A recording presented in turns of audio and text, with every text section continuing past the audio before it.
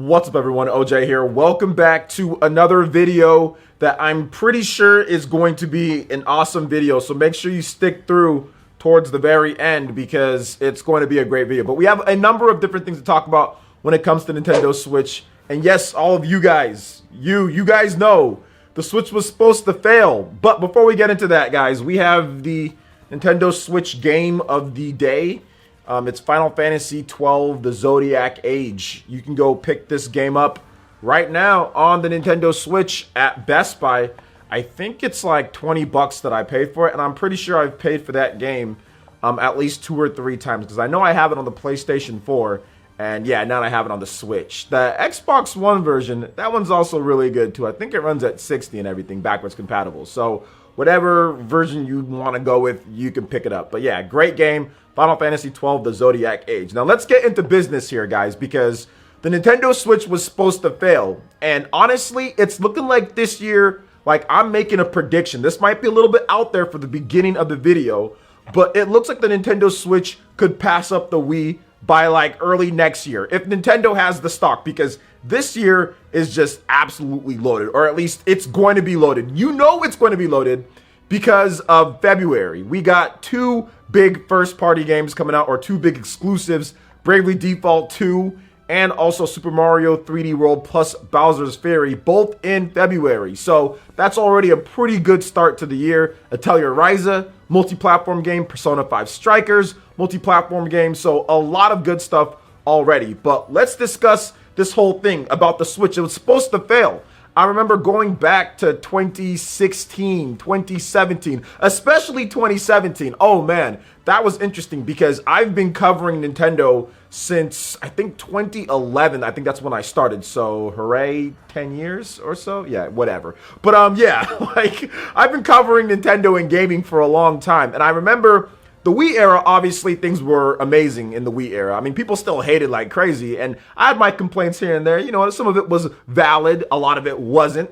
But I mean, like, that era, obviously Nintendo sold gangbusters. But when the Wii U came about, man, it was like all of the smack and all of the, oh, well, the Wii is selling so well. All of that came down on the Nintendo Wii U in terms of what people were saying online. So Wii U failed. We already know the story there, right? So everyone kind of didn't give Nintendo a shot with the Switch. My own predictions, I think I said the Switch would sell around maybe 70 to 80 million, something like that. I might have said something lower, but I knew that it was going to be way more successful than the Nintendo Wii U. And I knew that they had a shot at being as successful as the Nintendo 3DS or around the success of the Nintendo 3DS. So that's the thing. And people didn't give it a shot, right? It was supposed to fail. I remember seeing article after article after article saying that the Nintendo Switch was going to fail. I remember seeing video after video after video, and I would watch some of these like, man, like, isn't it a little bit early to call this? Like, just a little bit? I thought Nintendo could have some success, but I mean, obviously, they've kind of blown away most people's expectations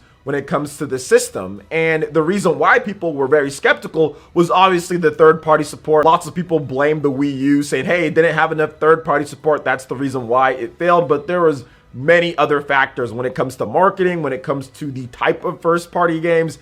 I mean, there was a lot more stuff than just third-party support, because Nintendo is one of those companies to where they can create such high-quality first-party games that they can kind of carry a system by themselves. I mean, the Nintendo 3DS did get good third-party games too, but the first-party games are what carried the system. So I knew going into it that while yes, Nintendo, you know, it didn't look good, right? Especially after the January presentation, and that's where the videos got really heavy when people started, you know, talk about it's too expensive and the online isn't good enough and, you know, Joy-Con stuff and just all sorts of stuff, man. Like, it was pretty crazy. But I knew that Nintendo going forward, they weren't talking about a lot of 3DS stuff, right? And they started winding down 3DS stuff quite a bit. There was like another few games here and there. We got Metroid, we got I think like Mario and Luigi, like one of those, but there wasn't much after that. So I knew that they were winding down, and what that meant was that they can put everything that they've got into this system. And that's why I was so confident even back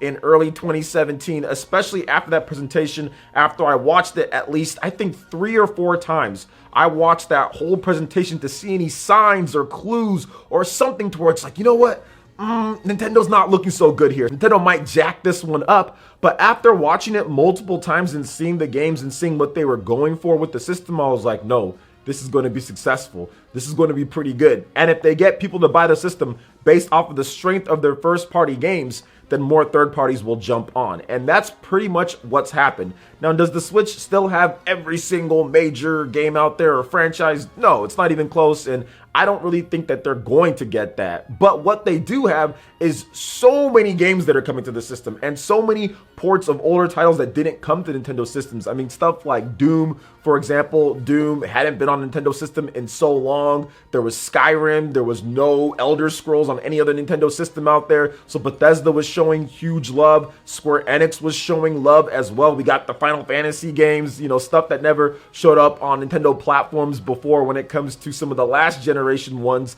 So it was pretty cool to kind of see the trickle effect of that and see what Nintendo was planning throughout that 2017, because there were still doubters. There were still people, believe it or not, even with that super strong 2017, that were saying in 2018, even after all of the amazing sales and record-breaking stuff that Nintendo had, saying, oh, well, 2018 is going to be the true test. What happens when all of those Marios and Zeldas and the Fire Emblem Warriors and all that stuff doesn't come out, right? What happens when you don't have that? Well, Super Smash Bros. Happened, Octopath Traveler happened, Mario Tennis happened, and a slew of great third-party games happened in 2018 as well, and momentum kept on going. And Nintendo was struggling to even keep stock at times when it comes to the Switch in general. So anytime that there was some type of challenge or obstacle in the way, Nintendo was able to overcome that with various different types of games. And then 2019, it was pretty much the rearview mirror. Nobody was saying anything about the Switch failing. Everyone was saying that this is a massive success.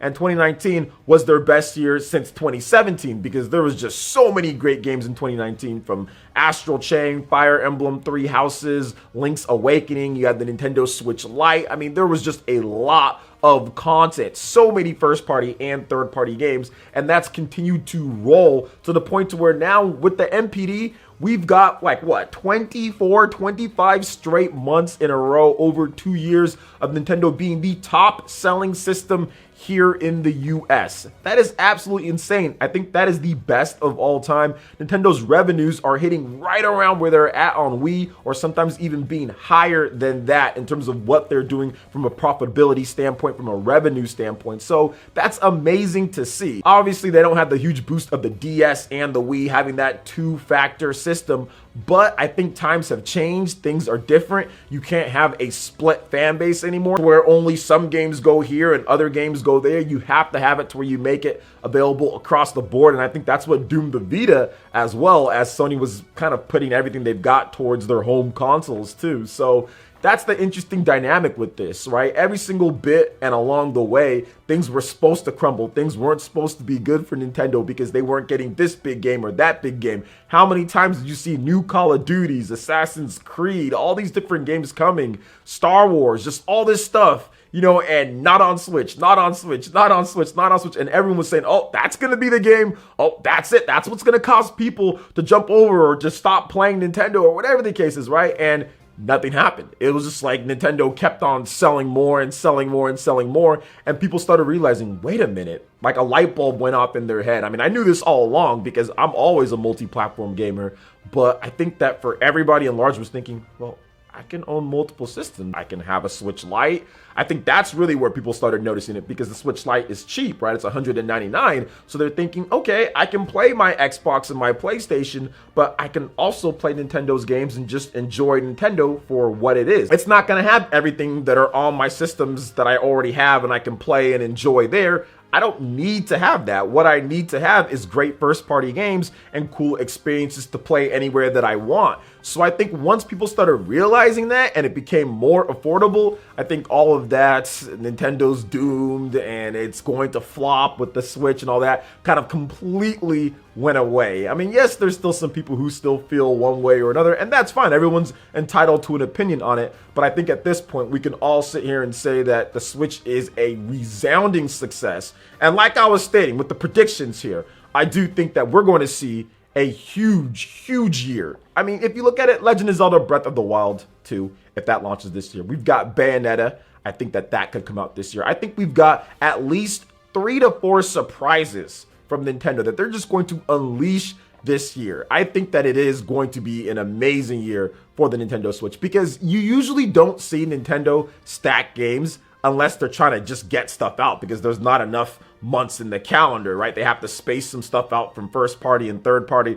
Obviously, you want to give a game like Monster Hunter Rise its own type of like release window and everything, right? But speaking of that real quick, sorry to kind of go off. Man, did you guys see that Monster Hunter Rise, the Japanese Nintendo Switch?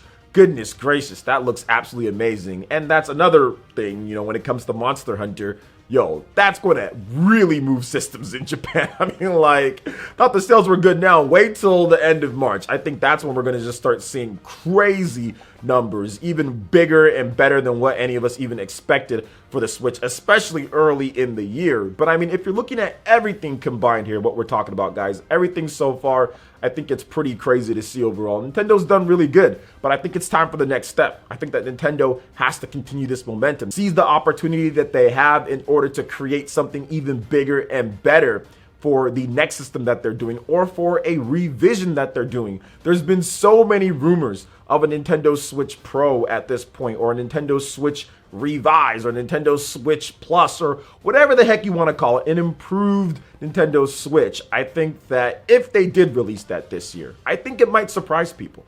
I think it might be a little bit more in depth than some people are expecting. I think that Nintendo knows that they can have a different range at this point. The Switch line is so popular, people will double dip. There are people that will buy another system regardless because of the way that the system is. So whatever Nintendo decides to do this year or next year, or whenever they decide to bring something out for the Switch, I think it's going to be pretty cool to see. And once again, just proving everyone that was kind of against Nintendo on that one, like, it was supposed to fail, but it did it. And Nintendo's continue to stay the course here. I mean, they still got some work to do. There's still some things they can do to improve the system, make things better, this and that. And maybe they will, probably won't. We don't know. We have to wait and see. But I do think that there are some areas where they have improved when it comes to certain things. And I think that they are building some value, even like with the Nintendo Switch Online. For 20 bucks a year, you can get all of those Super Nintendo and Nintendo games. And watch out when they start adding some other types of systems. If they ever add like GameCube or N64, I think that's going to even create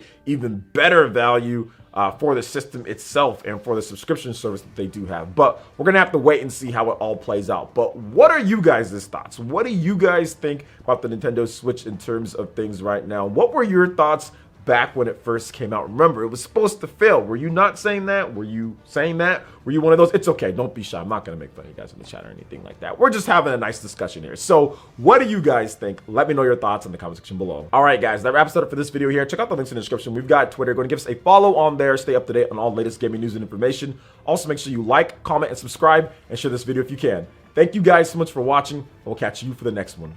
Peace.